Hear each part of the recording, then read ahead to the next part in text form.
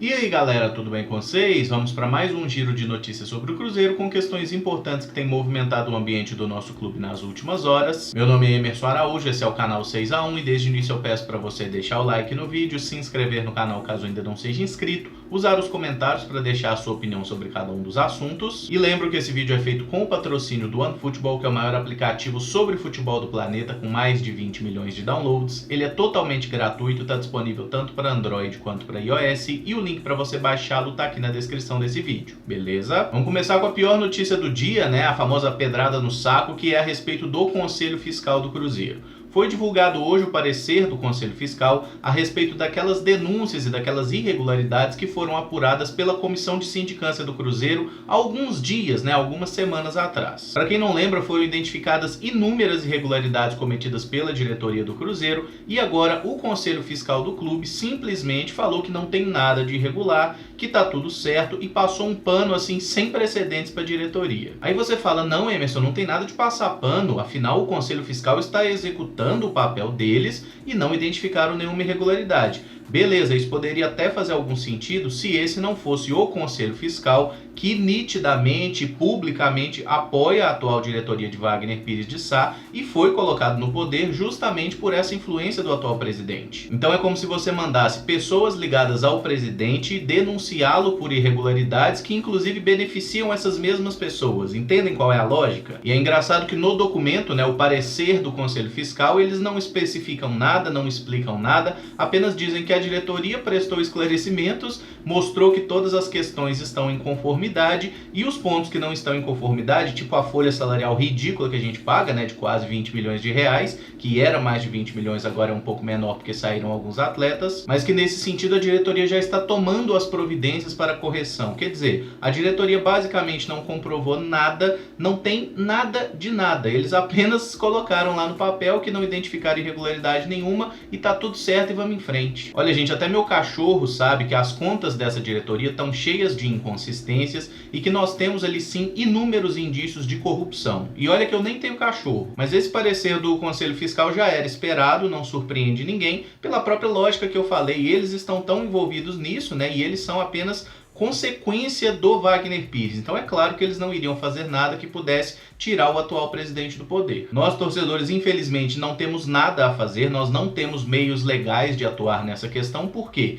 esse assunto é para ser tratado pelo Conselho Deliberativo, especialmente por esse braço, né, que em tese é independente, que é o Conselho Fiscal. E essa sensação que a gente tem de estar completamente de mãos atadas é, sim, uma das piores coisas do mundo, né? Hoje a tendência é que, de fato, Wagner Pires vá até o final do seu mandato, que é em dezembro do ano que vem, e ainda tem o risco deles tentarem uma reeleição, porque, como a gente sabe, o Conselho Fiscal é deles, né? Pagar churrasquinho e dar noite de caldo, aparentemente é muito bom, inclusive gera voto. Eu, sinceramente, sigo temendo muito pelo futuro do nosso clube. As coisas dentro de campo começaram a caminhar um pouco melhor, isso é ótimo, mas fora de campo a situação segue muito ruim e a tendência é que piore, porque eles nunca mostraram a menor preocupação com o futuro do clube, estão apenas tentando deixar um certo legado de conquistas, né? Não importa se daqui a 5 anos não vai existir mais Cruzeiro. A única esperança que nos restou é de fato as investigações que são conduzidas pela Polícia Civil e pelo Ministério Público, mas a gente sabe, né, que quando se trata desse tipo de esfera governamental, de órgãos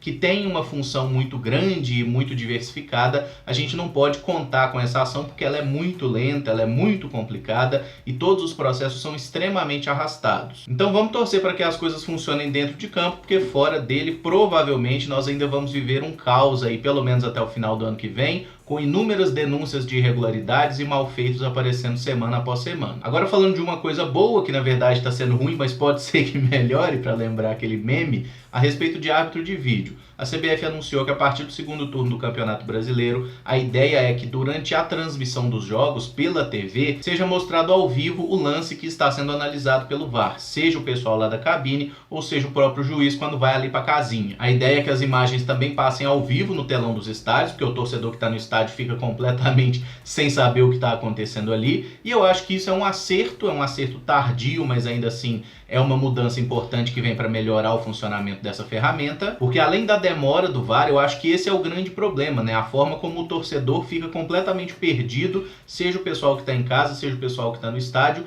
você não sabe o que é que eles estão analisando, qual é exatamente o problema. A gente até viveu isso recentemente naquele gol do Sassá contra o Avaí, que ficou 5 minutos para ser confirmado, em um lance que dava pra gente ver na hora que o Sassá estava em posição legal, mas mesmo assim os caras parecem que têm de fato uma dificuldade muito grande para apertar o play. E definitivamente pegou muito mal pro VAR aqui do futebol brasileiro e de outros locais também onde a ferramenta não estava funcionando bem, a estreia do VAR na Premier League, né, no campeonato inglês.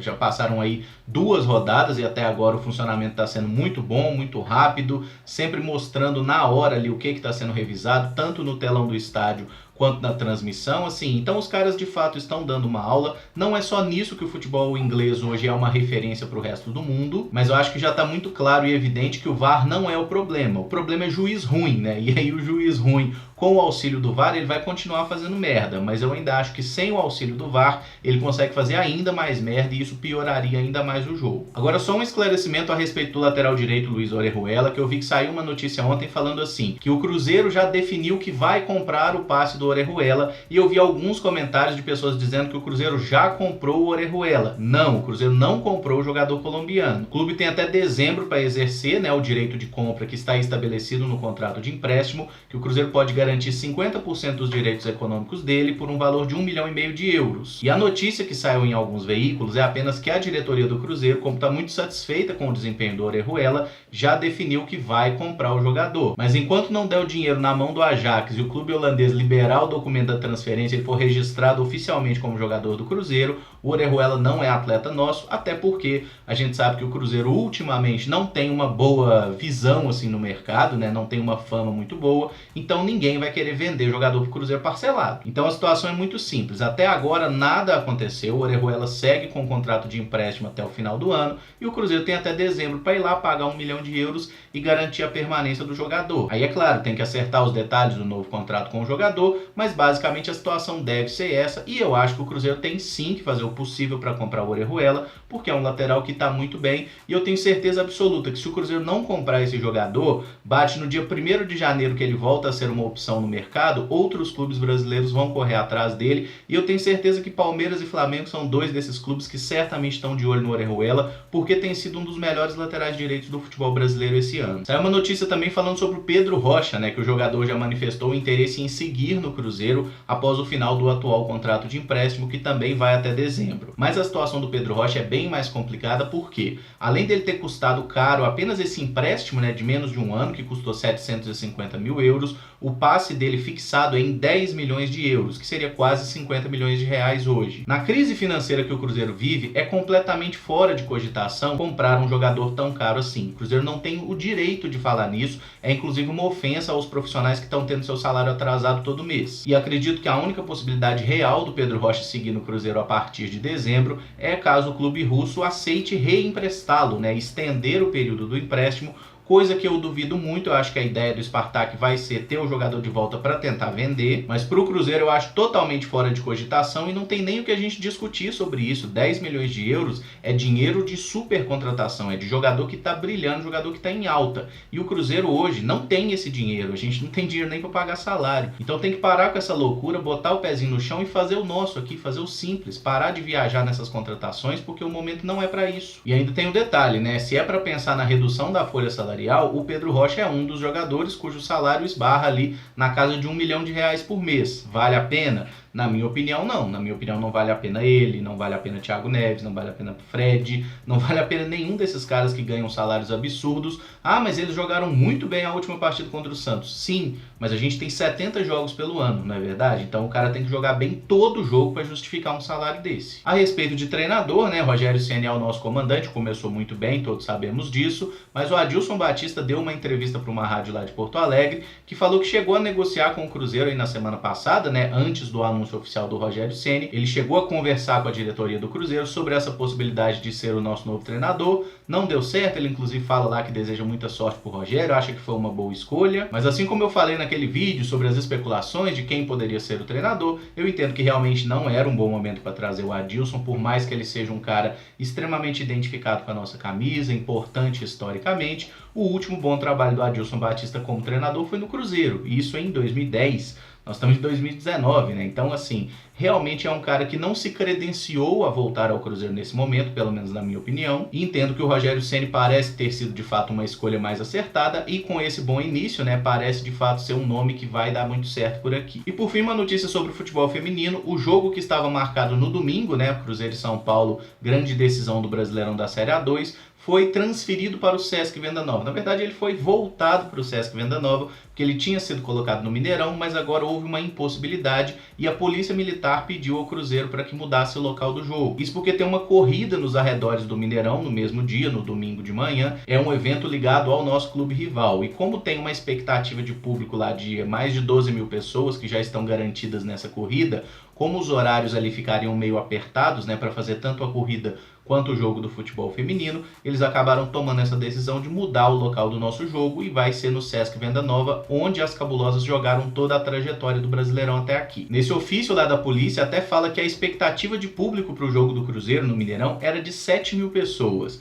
Aí, tipo assim, eu acho que é mais um fator que acaba pesando positivamente para que o jogo seja melhor ser realizado no Sesc mesmo. Até porque jogo no Mineirão para menos de 20 mil pessoas, eu acho que fica meio cemitério, fica muito quieto, porque o estádio é muito grande e precisa ter gente ali dentro. Se tem menos de 10 mil pessoas no estádio, é como se tivesse vazio. Então eu entendo que o Sesc, apesar de ter só 2 mil pessoas, se tiver 2 mil pessoas no Sesc, aquilo ali vira um inferno, a torcida apoia, fica muito legal o ambiente. Agora, 2 mil pessoas no Mineirão, para fazer esse paralelo, é como se não tivesse ninguém. Eu acho que até o fato de ter perdido o jogo por 4-0 e ser praticamente impossível reverter a vantagem do São Paulo é mais um fator que acabou pesando aí nessa mudança. Acho que no fim das contas, por linhas tortas, foi a melhor medida mesmo, até porque ter um jogo no Mineirão com o estádio vazio seria ruim até para as próprias atletas. Elas fizeram um grande trabalho, conseguiram a promoção para a Série A e jogar num estádio vazio seria uma péssima forma de promover o futebol feminino, né? Na verdade, seria